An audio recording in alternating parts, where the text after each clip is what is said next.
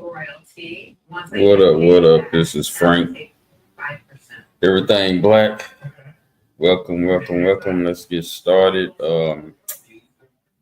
Man, this show is about why we don't trust religion or black lawyers. I mean, let's look at some of this stuff and try to figure it out. I'm gonna get right into it. I want to play a little music first. Shit, I've been going through this program without, bumping a little bit. Let me bump a little bit, get y'all in the mood while I pull up some of these videos.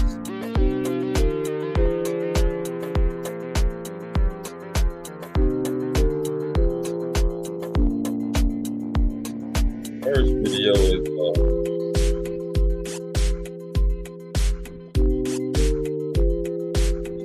this preacher guy.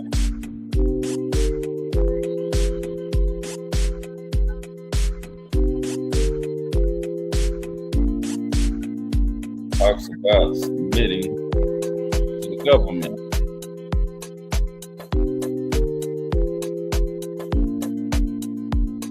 This is my first video about this guy. I think he's a preacher out of Atlanta. He's already getting break the music down. Yeah, he's already getting black people ready to submit. See, this is what religions do. This is what Christianity do. This is what most of them do outside of that. I don't know. I don't really want to get into the religion of other religion. I'm just talking about the religion of white supremacy. It gets you to love everybody, submit to everybody, pray for everybody, until you lose what dignity you have, what stand up issue, you want to stand up against the oppressor. It calls you to love your oppressor. It calls you to love getting your ass whooped. It calls you to love fighting something that you cannot beat, or you can beat it, but you won't even try because you're so submissive. Now I want you to listen to this black preacher here. Check out what he say. Let me kind of start it from the beginning. He's basically trying to bring the word to get people to submit to the government. Now check out how he do it. He's pulling from the Bible as usual, So let's go. He said, "Show me the coin." They put in his hand a denarius. A denarius was a silver coin that circulated around Rome. It was worth a day's wage. On one side of the coin was minted the figure of the emperor Caesar, and the other side of the coin was minted inscriptions that said that Caesar was the son of God. Now watch. The Jews hated. Now let me say this. I've already talked about how women, they need affirmation. They need emotional or repeated things to be assured of what they're attempting to do or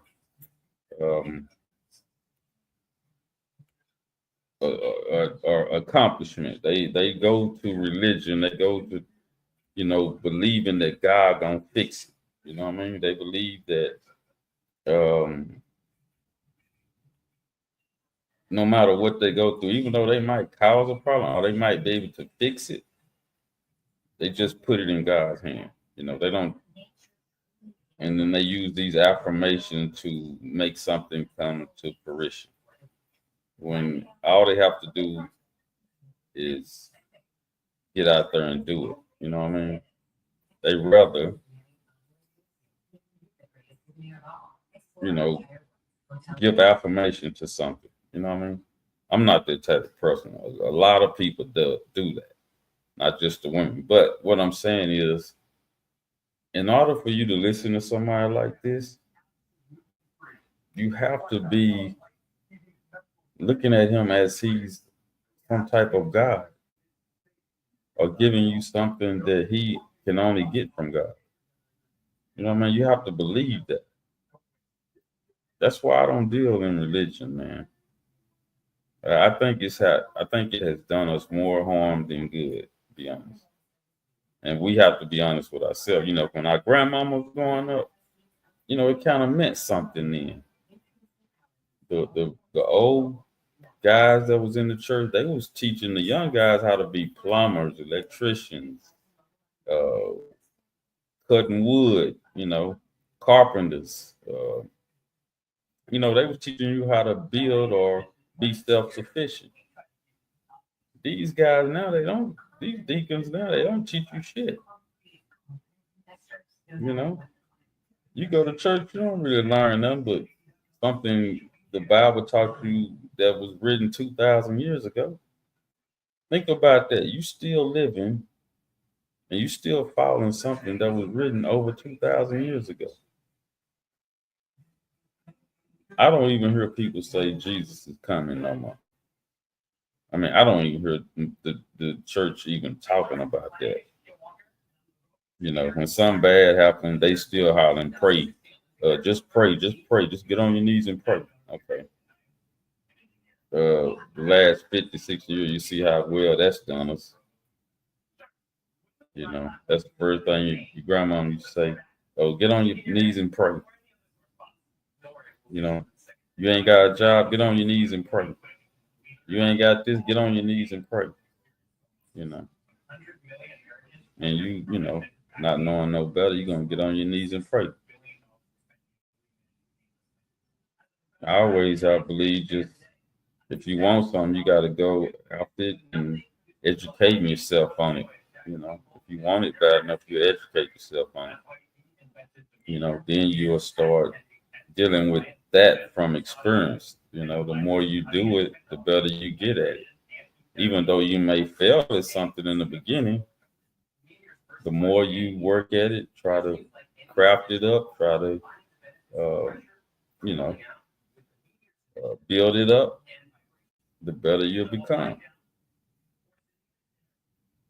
But listen at this dude, how crafty he is. You know, these preachers are crafty, right? And the government know that. So the government make deals with these preachers because they're non-profits. You know what I mean? They don't want to pay the taxes. They want to get government loans and government this and government that. They want to be cool with the police, with the government. You know what I mean? So they will sell us out for a connection with the government or a connection with white supremacy. The government is nothing but white supremacy. You know. But just listen at this dude, how crafty he telling you to become submissive to the government. Don't fight back nothing. You know what I'm saying? Fur used to define lawyer. The defiant lawyer to me is very interesting. Even though I don't agree with everything he say, what man agrees with everything a man say? You know, but I do like some of his arguments. Some of the things that he say is factual. You know, I don't agree with everything he say. There's some things he gonna say, which I do later videos on it, that I don't agree with. But I'm just a man like he is, you know. I got my opinion, he got his. But I do respect the man, even though I disagree with him. But check this preacher out. Me and him both agree about what this preacher is talking about. Carrying this coin, I'm almost done. The Jews hated carrying this coin because this coin was blasphemous. And every time they used this coin, it reminded them that they was under Roman oppression, and it reminded them that they was watched. They had in their pocket the idols of Rome. On one side of the coin, the face of Caesar while he's alive. Let me say this. This preacher is not a Foundation Black American. This guy is from somewhere else. He's from a place where they used to having the government tell them what to do. And they're used to not fighting back. Matter of fact, they lead our country, come over here and tell black folks how to do things. They come over here and tell us what we need to do. We need to work harder and all this type of shit. Okay? Think about that. Somebody lead our country, come over here and tell us who've been over here building shit the whole time, who's the face of the whole world. We the face of the whole world. And you're going to tell us how to do what we need to do. What kind of crap is that? You come way from across sea or somewhere over here to tell us how to run our business. But this is a tether. And a lot of people follow these tethers. You know, people claim Jesus. People claim religion. You know what I'm saying? They claim all this. And by you believing in this religion stuff, you get caught up. You get taken advantage of. See, we in a world full of devils. Okay? Sometimes you got to behave and act in a devilish way to get rid of these devils. If you try and do all that love stuff, that ain't gonna work. They gonna use you and abuse you and get rid of you.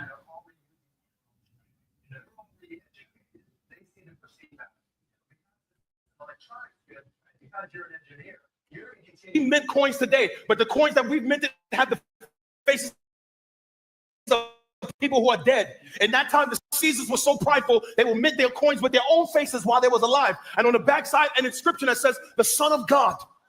Watch it. So this violated for the Jews the second commandment that God gave them. You shall make no grave in their pocket. And they hated that coin. Watch this. And they hated taxes. How does the Lord respond? Now, this is monumental. One of the most famous statements of the Lord Jesus Christ in church. Jesus! Then he You see how he dramatized this by using the word Jesus? See, that's a code word to humble yourself. When these people mention Jesus like that, they holler or they talk about God, you know, this and that. They, in a sense, because we are what they call it,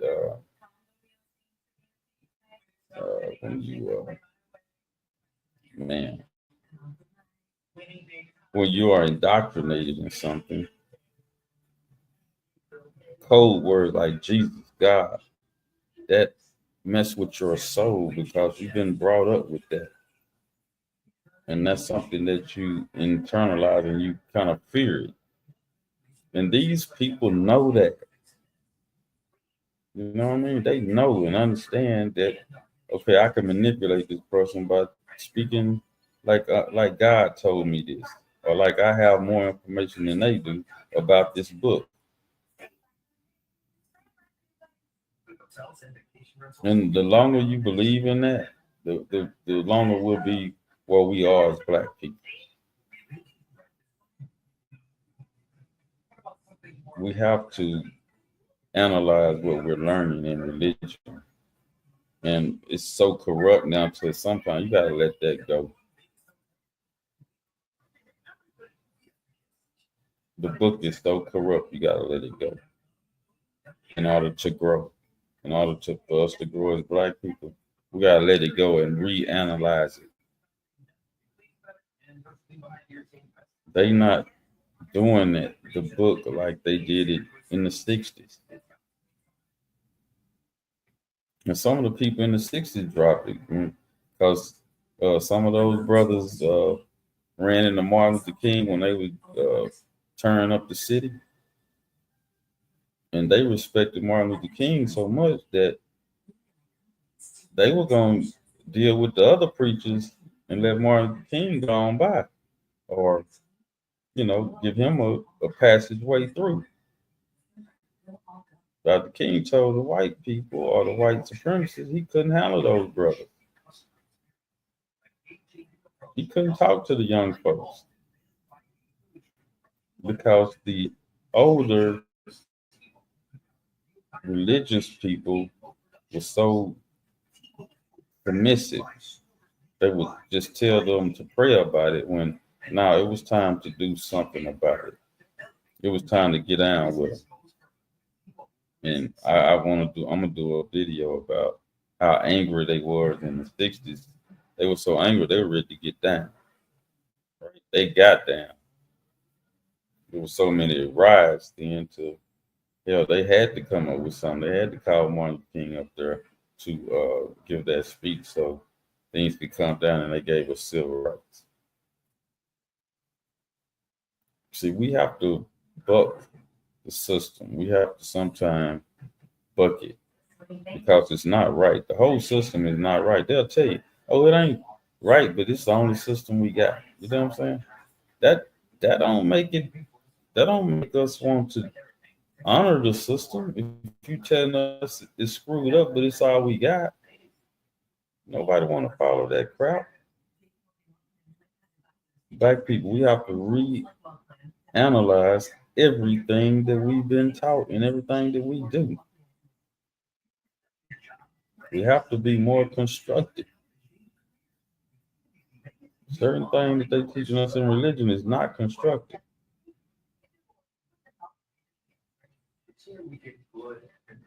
It's time for us to be constructive people. Analyzing everything and questioning everything somebody say. We should have a question on top of whatever somebody say.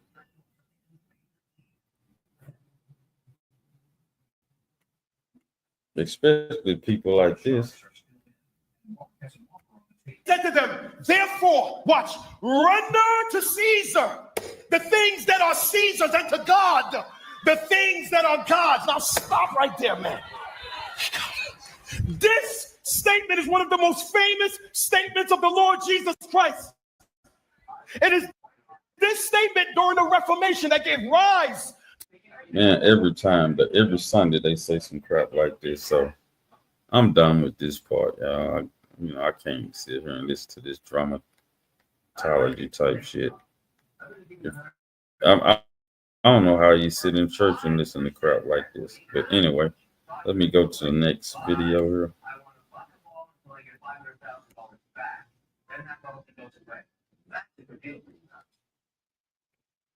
I think I'm gonna go over here where Judge Joe Brown give his explanation or legal info on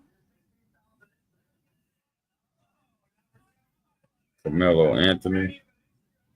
And I want to show her why we don't really like black lawyers, why you can't trust them. This is one of the reasons why. And, I don't want to disagree with but I would not. And even if I disagree with him, I still respect him, because he done put in work as a judge in the past. And I don't know if he's getting older and weaker, or he just tired. He looked like he's tired of either listening to black folks, or he already know that in his mind that the white supremacists is going to win this round and the brother is going to do a lot of time. So I don't know if he's impatient. I know he's upset by what this brother's saying because he think he's crooked, I believe. I don't know this brother. I said that the paperwork going to come out on him eventually. But let's listen. I think Brother Joe Brown is upset with him. I don't know. but it seemed like he's just tired of listening. Let's see what Brother Joe Brown said. Do that. And all I'm going to say, so it don't be asked later, is that was disrespectful. He knows that it's inappropriate to be near this family, but he did it. Always have good content. What is he talking about? Let me explain. So Austin McCaff's father showed up to the press conference. And so he's talking about how it was, you could say, disrespectful for the father to do that. Why? Remember, that's the same somebody else's home bench, and he decided to intrude. So if he can. Now, this is one thing I disagree with Judge Brown. Now, the father showed up at the press conference of the Carmelo Anthony's family press conference. The father of Austin Metcalf showed up to this press conference. He wasn't invited. Now, Judge Brown is comparing that to when Carmelo Anthony showed up under the other team's tent. Well, Reverend Joe Brown, it was raining. I mean, Judge, it was raining. I know you know it was raining, pouring down rain. So he was just trying to get dry. I'm pretty sure he didn't want to get under that tent. So you can't compare that to why his daddy showed up at the press conference. You don't know what could have turned out from that. That was a firecracker waiting to explode. You know what I'm saying? That's like lighting a firecracker off a bomb. You don't let the grieving parent come to another grieving parent press conference. Both these parents are going to court against each other. You don't allow that, Judge. You know that, and you can't compare that to that. But you know that you entitled to your opinion. I'm entitled to mine. I don't think the father should have showed up, and I disagree with you with this point you're making about whether the parents should have showed up or not. I disagree with you on that. But I'm gonna let you finish what you got to say about it. Can do it. Why can't this dead boy's father do the exact same thing? And that's, I'm gonna tell you why I think he can't do the same damn thing, because death occurred. That's why you can't do the same thing. Death occurred. We don't know if the father had a gun or would have had to, would have caused some kind of, if he was gonna cause a disruption. And let's say he bought a gun, then what? Okay, life would have been threatened, like somebody would have got killed. Right? We don't know what he had.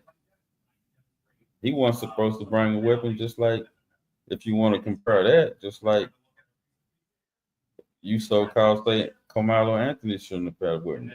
Both of these people was probably going to use their weapon to defend themselves. He probably came and said, well, I brought a weapon just in case something break off against me. But that's a terrible comparison. So I disagree with Judge Joe Brown on this. But, he got his opinion, I got mine. And what do you think? You think Judge Joe Brown was right? I don't. right. So he opened up this press conference saying that it was disrespectful, and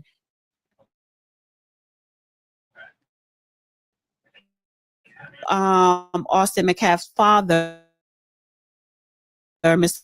McCaff, was there.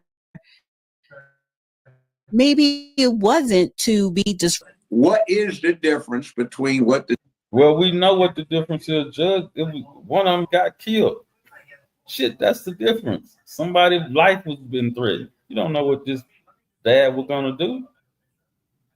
You don't allow him in there because you don't think he gonna do something. Both of y'all talking about maybe. This whole conversation is ignorant to me.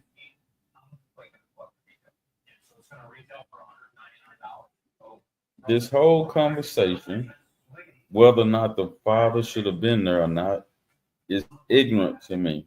Yeah, it was a press conference, but according to the representative, said that he didn't invite him. Well, apparently he got a letter or something saying that he wasn't invited, but he tried to show up anyway, and he talking about he wasn't gonna start no trouble. I know we didn't heard that before.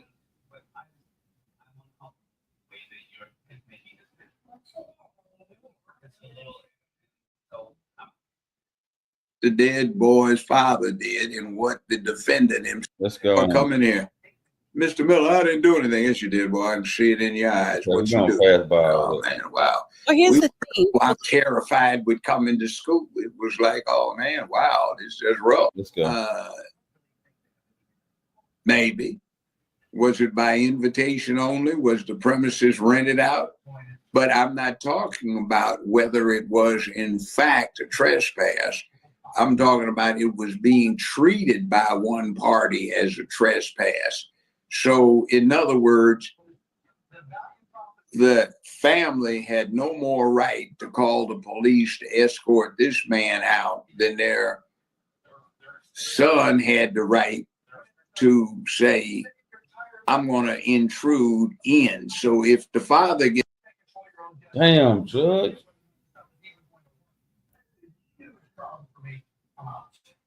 Is Judge Joe Brown all right, man? What he's saying don't make sense. Is the judge all right? Oh, am I the stupid one here? He know if they didn't have the right to pick the Metcalf dad out of there, then why did they do it? They had the right. The guy wasn't supposed to be there. They know that was going to be a disaster. Anybody that was a part of that knew it was going to be a disaster. No matter if you thought it was or if you thought it wasn't, it was going to be a disaster. But Judge O'Brien saying it was cool for the guy to be there. Or he trying to compare the situations. Carmelo Anthony case, it was raining, pouring down rain.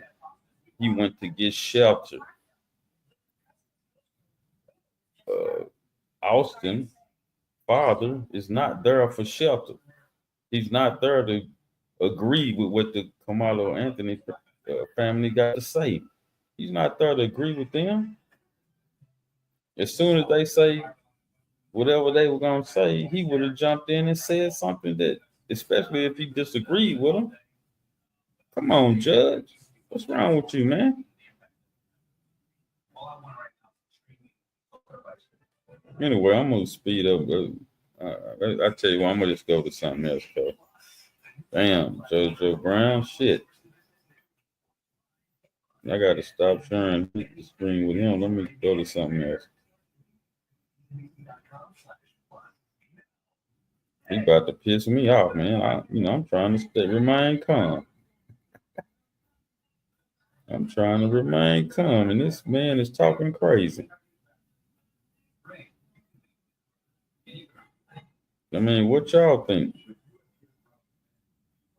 Okay, this is my partner again, Defiant Lawyer. And yeah, at the beginning of his show, y'all need to go there. It's a book about how black boys are being treated in the classroom. And I think that's a very important book. I'm definitely going to pick it up. Even though I don't have kids in there, I got grandkids going to school now. So let's go to this. Let's let the Defiant Lawyer. And in the beginning, he's telling everybody to pray for the Metcalf family, pray for Carmelo family, pray for the judge. I did the family of Carmelo, and I did the judge prayer, but I ain't praying for the Metcalf family. No, I will not. Not. Let me get on camera and say this. Hold on, let me fix this. Hold on. Let me say this part.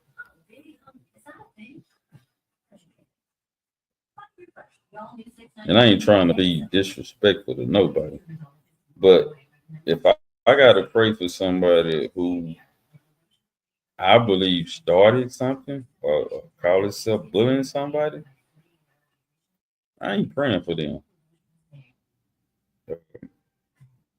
Because I believe he was gonna do harm to Camelo, and he did harm to him.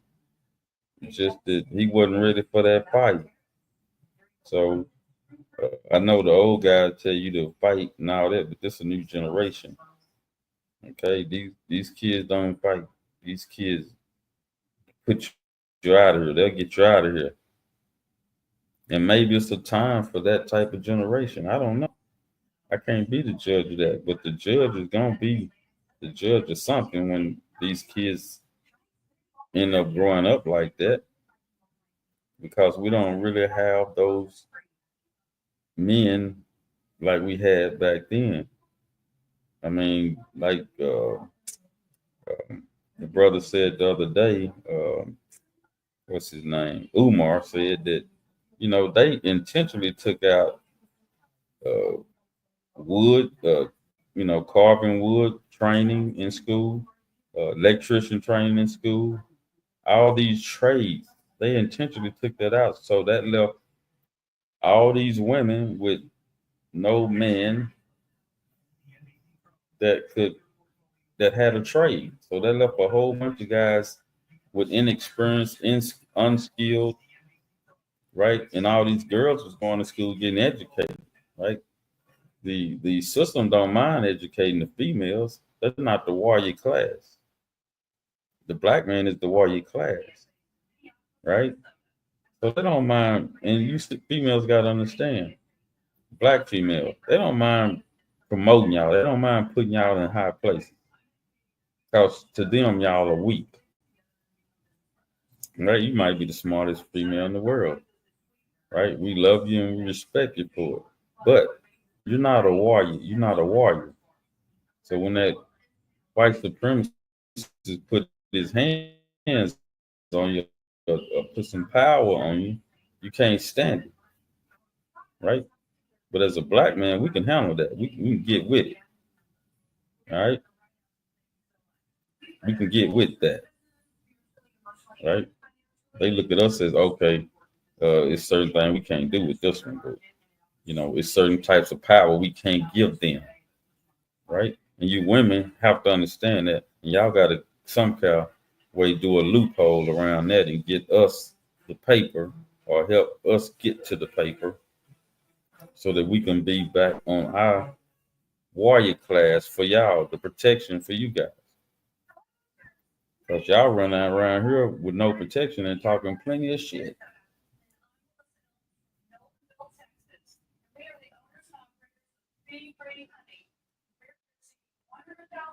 But this first part, he doing all that. Pray for this person, pray for that person. So let's get to it past that. And statements that he allegedly made to law enforcement.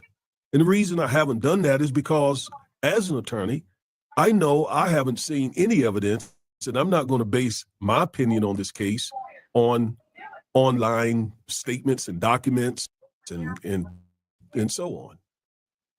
Rumors and innuendo and none of that.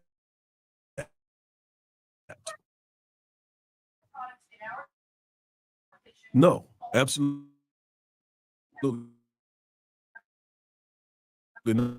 not. No better than that. Okay? So yes, we need to be praying also for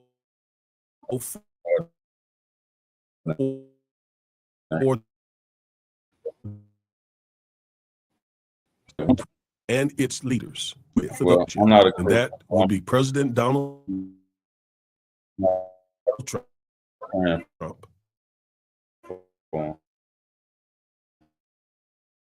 And his cabinet, I don't pray the Supreme Court, Congress, I don't pray state leaders, local, spiritually for those who we need it. Our country is in very, very, very bad shape. And remember, and so we need to cry out to God. Understand why we need to pray and seek his face for our nation. All right. Now,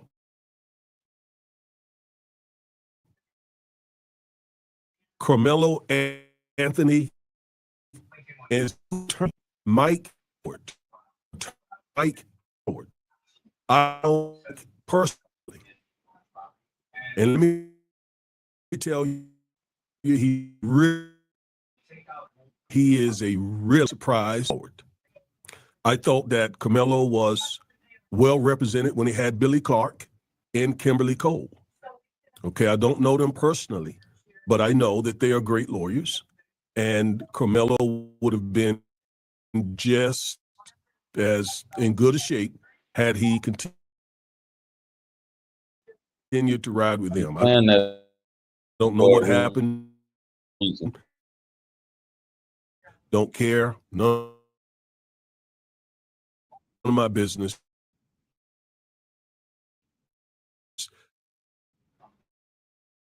Right now they have go with their constantly making disparaging comments about black attorneys. I mean, constantly. Somebody showed up on our YouTube channel, I think on the last video,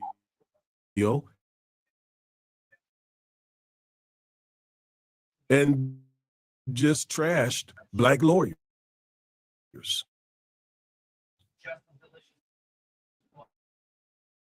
And so the ideal is we get trashed all the time from a lot of our people, unfortunately. I'm going to be making a video about that in the next few days because. And I'll be waiting on that video. And I want to say there's a reason why we trash black lawyers, because if you look around, we have nobody standing up for Foundation Black America. We have nobody, no group of attorneys. Y'all meet all the time, Dallas attorneys, attorneys nationwide, but we have no representation. None of y'all represent Foundation Black America. Y'all want to represent everybody and the immigrants and everybody else, but Foundation Black America. We don't have nobody standing up for us. So that's why we trash y'all attorneys, you black attorneys. That's why we feel the way we feel, sir. You guys don't get nothing done. We can't trust you. That's why. Now, y'all built that reputation up for yourselves. You can't blame that on the people. You gotta earn that trust. You gotta earn our trust, Mr. Defiant, Mr. Attorney. You have to earn our trust. We're not just gonna give you our trust because you black. We did that before, and we lost out doing that. It cost us. It's costing y'all the fact that we don't trust you. You guys have to bring that back. You have to earn that trust back from Foundation Black Americans. We do not believe in you black attorneys. I'm sorry. And that's in the future if I need one. I don't trust you. I sure don't trust the white ones, but I damn sure don't trust y'all. So what choice do I have? Y'all have put a bad stigma on black people, on Foundation Black America. That's why we don't trust you guys. These are facts. You guys brought that on yourself. Y'all earned that. Go fix what y'all need to fix and get some lawyers to represent us so we can go get this reparation money. If you can't do that, and we get this protection through the anti-crime bill, anti-black crime bill for us. Get that done. You let Emmett Till killer walk around here for centuries. Nobody did nothing. This is why we don't trust y'all black attorneys. Ever since Johnny Cochran, man, what the hell are y'all doing? He was pressing y'all. Y'all was trying to be good back then. Now he's gone. Y'all done got laxed again. Y'all don't care about Foundation Black Americans. You know that. Anyway, I'm going to end my program right here because I'm finna get fired up here. I am about to get fired up. Thank y'all for joining me. Continue to join me. Continue to like, share, and subscribe. If you're not a member, please subscribe. Please like and share. And thank you for joining me tonight.